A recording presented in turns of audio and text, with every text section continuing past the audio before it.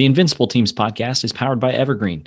Evergreen provides teamwork, training, and consulting to help your team thrive in every season. If you want to have a team that makes other leaders jealous, get started by going to their website in the show notes and scheduling your free consultation today.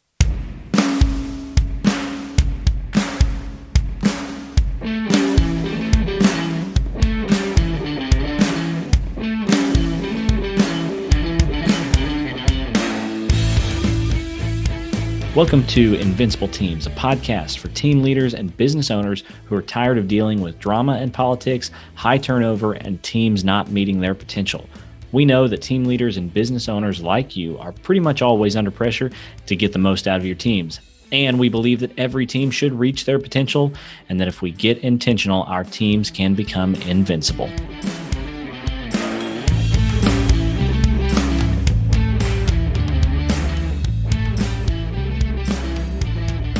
Welcome back to the Invincible Teams podcast. I'm your host, Ryan Mayfield.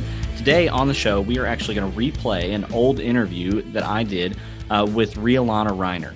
Now, Rhea, Lana started a chain of franchises. Actually, it was just a shopping experience in her home at first, but today she has over 100 different franchises across the country. And so I got to talk with her about what that was like and about some of the lessons that she has learned along the way. I loved the conversation with her, and I thought you would like hearing it again. So here's my conversation with Rhea, Lana, Riner. Hi, Ryan. Well, it's really great to be here.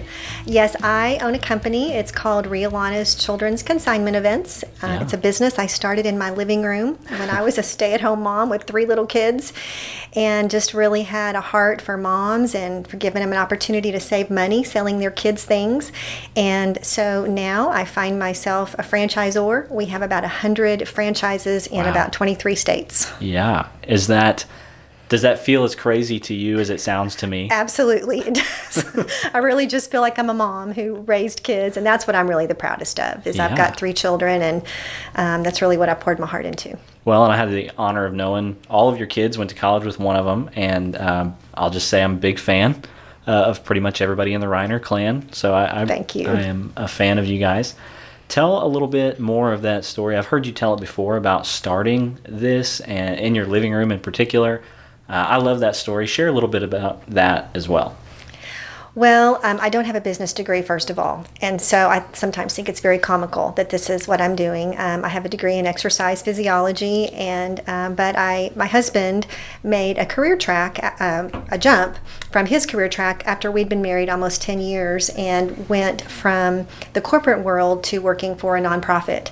And so our income took quite a nosedive, and we had 3 little kids, and I really had always loved shopping for bargains, and this was about 20 years ago, and there just really weren't many good secondhand opportunities out there that were really high quality and trustworthy. And so we just decided to invite a few friends over into my living room, and we set up 3 racks of clothes, and it just worked. Moms were looking for high quality. Like, garage selling is fun, but we kind of just wanted a high quality experience. Yeah.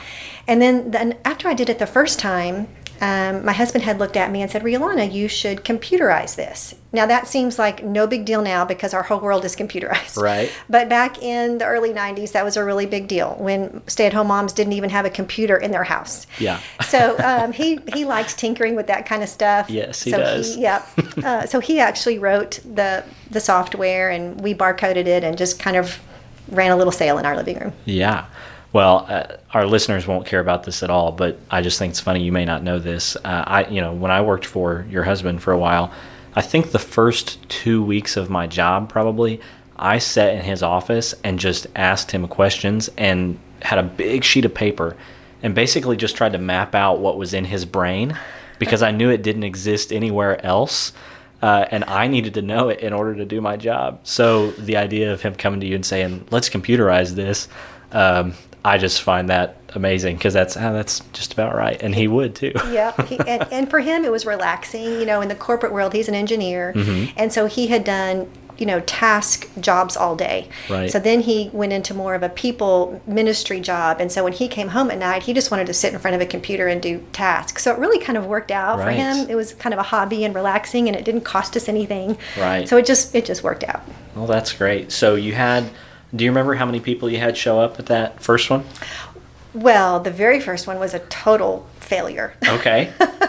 Tell me about that. So I remember that, and most of my friends were stay-at-home moms. So my husband was really my resource to being professional and because he had been out in the world. And I remember him saying, Rhea, Lana, if you can mail out 100 postcards, you can get a bulk rate. We were trying to, because we definitely didn't borrow any money. We started this thing, ourselves and on a very small salary. So I mailed out 100 postcards. And I remember when I had 11 consigners who actually participated, who brought me all their clothes, and I re-washed them and ironed them. And I just thought that was just so wonderful that 11 people would let me sell their things. And I borrowed 3 racks of clothes. I rented them. And we moved the furniture out of our living room. And we set these 3 racks of clothes up. And no one came, hardly at all. It would just, I didn't know anything about marketing, Ryan. And I'm an introvert. So, I kind of thought if I made it perfect, people would come. Yeah. I quickly learned that you actually have to tell people about it too. Yeah. Okay. So I'm going to hold on to that nugget about making it perfect for our conversation later about the Enneagram. Okay. So not very many people came to that first one. How did that make you feel? Was it tough? Oh, it was terrible. As it is, I really wanted a partner. I had asked several women to be my partner in business because I was very insecure.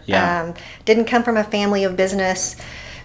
Really didn't have much confidence. And so for me, it was just a huge risk to put myself on the line by myself. And so I just felt like a failure. But I really like to do things very well, kind of a perfectionist. And so I remember calling each consignor and just profusely apologizing and saying, can I keep your things one more week? I'm going to try really hard, and I promise I'm going to sell more of your things. Wow. And so I kind of thought through, what else do I need to do? How can I get people here to come and shop? And so we did it again. We did it a second weekend, and then I felt good, like we'd sold enough to make it worth everybody's time. Yeah. So then you went from that to now 100 franchises. What happened? How did that happen? Well, it just turns out there was a need. I really had no idea. But there was obviously a need for moms who wanted to be smart about their money and have a nice, high-quality secondhand experience. Yeah. And we did it all in event mode. It's always just been twice a year. I never wanted to own a consignment store. My main goal was to be a mom and then to just do these events twice a year. Okay. And so it just turns out that moms were looking for this high quality experience. We've always guaranteed everything.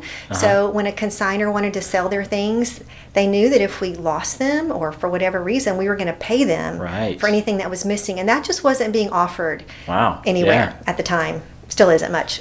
So how long was it from the living room experience until it was not just you anymore? And I don't know if it was a franchise at that point or until it was, you and there was someone else who was doing it apart from you.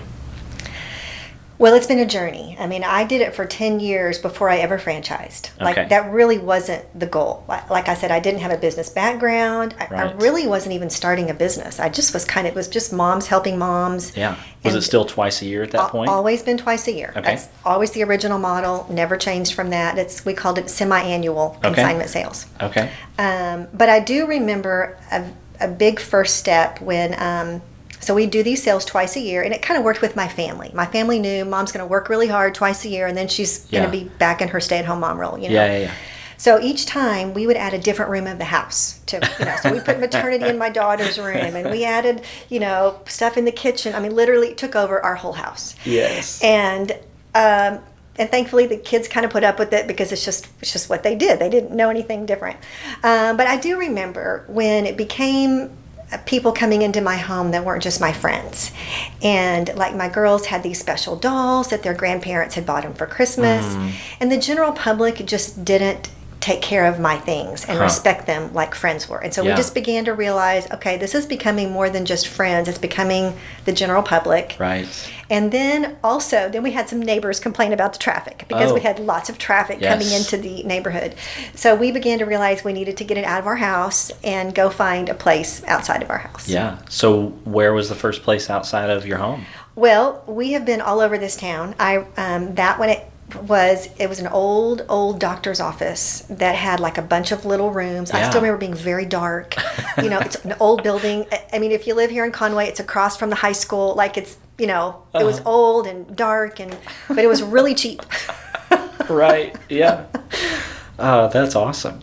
So, yeah, now fast forward to where we're at now, and you have close to 100 franchise owners, right? Or franchises in total. What was the biggest thing you think that has changed, like with you, with your leadership, with the structure of the organization that has helped get to where it is now? Wow, that's a great question. And I gave you ample time to prepare for it. Wow. I do love growing things, and I compare it a lot to being a parent and a mom. You like watching your kids grow, you like developing them, and I think that's what I learned as I got into business. For one thing, is I actually really enjoyed it. Like it's been really hard, right? And we've sacrificed a lot, but I just learned that the more I improved myself and more I invested in other women, especially, things were growing, and then we were helping families, and that's really what motivated me. Right. And then I did realize, again, about 10 years in, that this thing was actually a really cool business that could bless other women like me who were trying to, maybe they wanted to be more flexible with their jobs, or maybe they wanted to be home with their families more. Right. And so we began to realize, I think we could franchise this. Yeah. Yeah.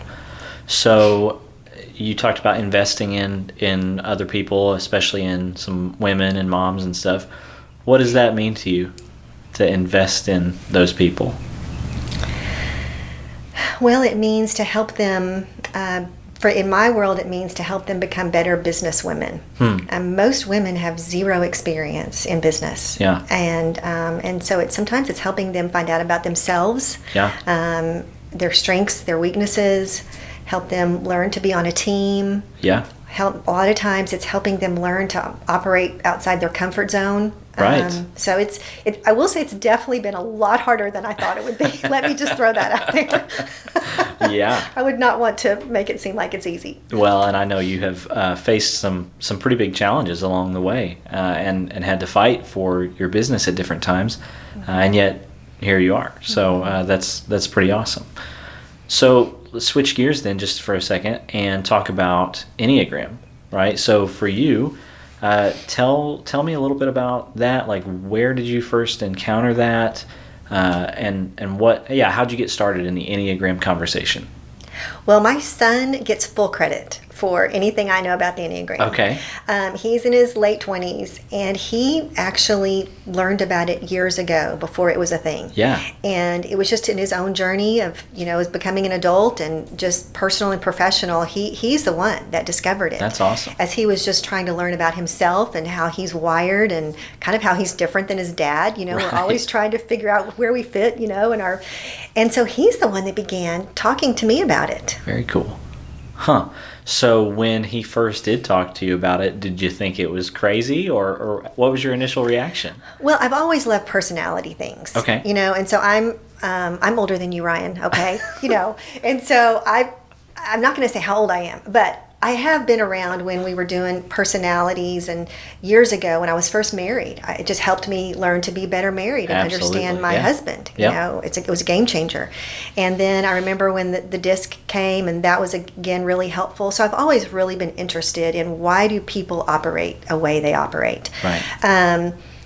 And then once I saw my son really lean into the Enneagram, I was just very interested. I also didn't have a lot of time for it, so I think it took me a while to realize, okay, I need to learn about this. Right. So I've been very interested. And every time I dig a little deeper, I really appreciate it and want to learn more. Yeah. And so if people listening haven't figured it out already, you're a type 1, yes. Which is also what I am. And we tend to, without even thinking about it, talk about making things perfect and just right. There's a right way to do things, for sure.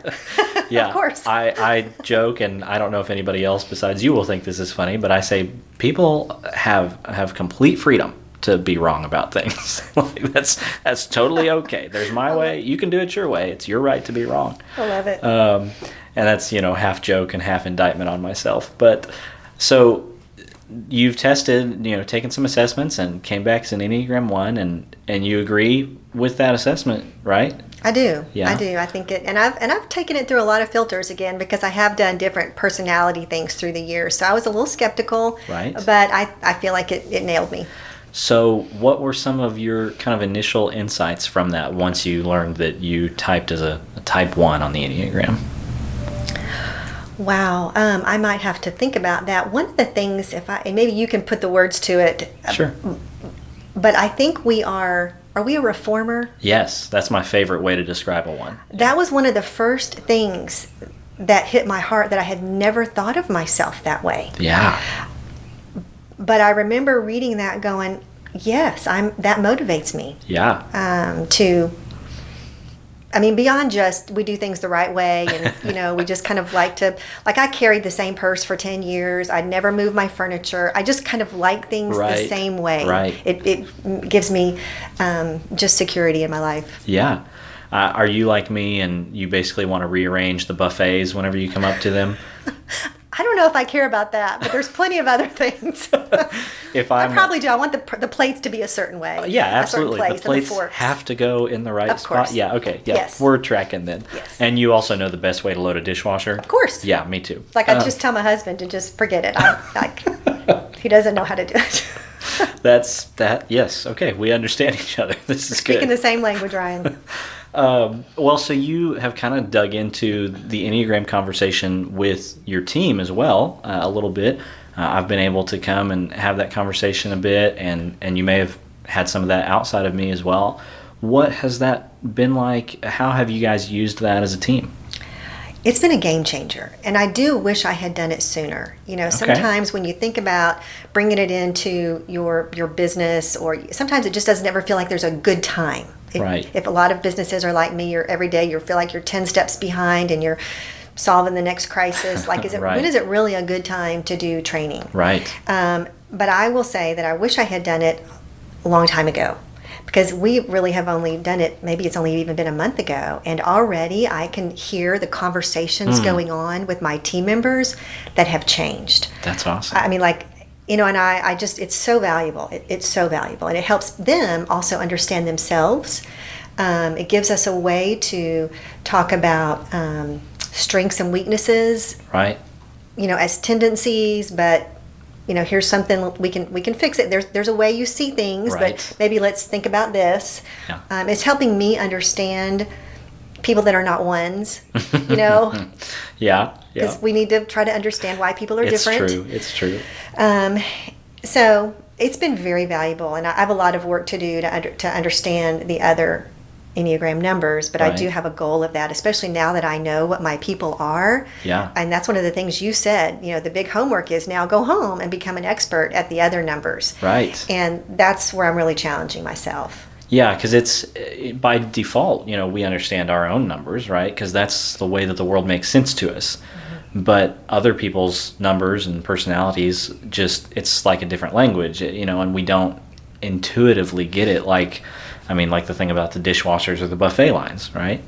So what has it meant for you as a leader? How have you seen yourself do some things differently even after beginning kind of this Enneagram journey? Well, every day we are looking at jobs to be done and who on our team can do the jobs the best. I think now, as I think through how each person on my team is a certain Enneagram, it's helping me make those decisions better. Yeah. So I'm learning, that a 5 likes knowledge. Isn't that right? Yeah. Mm-hmm. And I have someone I didn't know she was a 5. I don't really even know many 5s. But now that I know that that's how she is, I'm giving her those projects because she loves them. Right. And she's going to do it well and quickly. Yeah. And I've got someone else who is an 8. And so now I'm thinking through, these are the things that she's going to be good at. So it's helping me give the right jobs to the right people, for one thing. Right. That's great. And when you say my team, how many people are you talking about? Well, on my corporate team here, I probably have 6 that are full-time. Okay. I lead lots of different teams. Yes. Because then I've got kind of a corporate team that's probably 20, and then we're getting ready to run these events. Right. Where I don't know their Enneagrams, because I probably am going to have 100 people working for me, but I have a close team that will be running those events together. So is that difficult when you've got multiple different teams that you're trying to work with? to think through a lens of understanding other people's personalities? Is that difficult to try and juggle all that in your head? Well, it is, but to me, that's the ultimate responsibility of a leader. If we're going to be good leaders, we need to know our team well. And I think it's a way that we show respect to them. I think it's a way that we help them win at their job. I remember something else that you said that I liked is we have a tendency to attract people that are like us. And, we went around our office and I've attracted a lot of ones. Yeah, which I've never experienced before in any of the trainings I've done, by the way. I felt very much at home. Well, and I think it's great for what we do. We're a corporate office we're running a franchising company. And so I can see, it is important that we have a lot of processes and we do things the right way. But at the same time, it's helped me because when I think about my next hires and who I want to come in, I don't want to only have ones here. Well, I'll drive each other crazy, making sure we're doing things the right way. We need some other things. Right. So that's been really good for me. Oh, that's awesome. So where do you think you're going in the next 5 to 10 years with all this, with your company in general? How do you see all that progressing? Well, it is interesting doing business during a global pandemic. I mean, that has been, crazy. Yeah. But I'm really proud of our company, and we're looking to keep growing. 100 franchises was my goal for a long time, and we hit that in the fall, and I hope we just keep going. The next goal is 150. I don't know when we'll hit that, and so to do that, though, I have to have a strong corporate team. And so it's why I want to get, for a long time, I built this business kind of just myself. Yeah. And now I really am moving into a team leader and a team builder, because you can't have anything really large unless you have teams. Yeah. And so I'm trying to move from that founder who did all the work herself to training other people to do those jobs. That's great. So to me, the Enneagram is very important. Yeah. And I want people, the folks who work for me, I want them to feel good about themselves. And I think when you understand yourself and you understand your strengths and your weaknesses and how it helps you have confidence and also work on the things that need to be worked on and celebrate the things that are awesome. Absolutely. All right, so 2 questions here and we'll wrap up. One of them is, what are you learning right now in this stage of your business that you think might help someone else in a similar stage in their business and leadership? Well, it's hard work.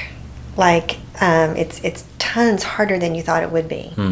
But I really compare that to marriage or parenting or any. If we all knew how hard it was going to be, we probably would never do it, right? It's a good thing we didn't know. Yes, but it's so worth it. And so that's how I look at this stage of my business. It's challenging me, but it's also really awesome. Yeah. And I think you figure out kind of how you were created and how you were gifted, and it helps you begin to operate in your strengths the older you get.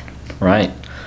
So, okay, last one then. Talk to someone that's a little bit more like me, who's still fairly young in their own entrepreneurial experience, or just maybe new to the business world in general. Someone that, if you look back on those years for you, what's one of the best insights that you picked up along the way that might be helpful for someone else who's a few steps behind? I think learn from everyone. I just learn from everyone, even people that you don't think that you should be learning from. Yeah. I think that's kind of what I try to do, is just learn from everyone. Every conversation, everyone I meet, what could I learn to help me figure this out? And I think just to realize nobody's got it figured out. I think I spend a lot of time feeling very insecure, like I'm an imposter, like what am I doing here? Yeah. But no one's got it figured out. Yeah. I do think that I worked really hard, and I wasn't going to give up. And I would just encourage young people, it's not going to come easy. Yeah. So if you think it's going to come easy, just go do something else. Yeah. But it's worth it. It's worth it. But you do have to be willing to outwork your competitors, but it's really awesome. Yeah. Okay, so I said that was the last one, but you said something that I had to ask. So you talked about learning from everybody. And as an Enneagram 1, we joke about knowing the right and best way to do things. So how did you get to the mental place where you were able to say, okay, I don't know the right way or the best way to do stuff? How were you able to ask people or to be open to learning from other people in that way? Well, I don't think I've ever felt like I had all the answers, ever. Like, ever when it came to marriage or parenting, or I have a way that I'm comfortable with, right? But I always have been a lifelong learner with whatever it was. Yeah. And so I just think that we have to be a lifelong learner in every area of our life. And so I just think we have to be very humble. If any of us think we have our act together, wow, that's a mistake, right? Yeah. I mean, I hope that I'm better this year than I was last year. Absolutely. Really, that's my goal. Yeah. Is within my giftings, my abilities, my personalities, I hope that I get better every year. Yeah. Well, I think that's such a good distinction, talking about the things that you're comfortable with and knowing that they work, but also knowing that there might be something still to learn, and that there is something still to learn. Well, because honestly, the things that we're afraid of, the things we're afraid to learn, or they seem the hardest, or when we buckle down and learn those, wow, a new world opens up. Yeah. And you realize, oh, that wasn't that hard. I can figure this out. I can operate in this space. Right. And I think we do go back to our comfort zone, because that's where we gain energy. But then our comfort zone expands. Yeah. And we're able to then operate, with a higher capacity and with larger comfort zones as we get older. Definitely. Well, I love that. And I could probably sit and ask you a lot of questions for a lot longer, but I know you have a company to run, and so I'm going to let you get back to doing that. But thanks so much for letting me sit down and do a little podcast with you. Well, I love what you're doing, and I think it will benefit a lot of people. Thanks for listening today to the Invincible Teams podcast. Please consider giving us a rating and a review on whatever podcast platform you are currently using. If you think today's content might be useful for someone you know, please consider sharing it with them. Just a reminder that the Invincible Teams podcast is brought to you by Evergreen. Evergreen provides teamwork training and consulting to help you eliminate office drama and turnover and help you get the most out of your team. Thanks again for listening, and like we always say, we believe that every team should reach their potential, and that if we get intentional, our teams can become invincible. See you next time.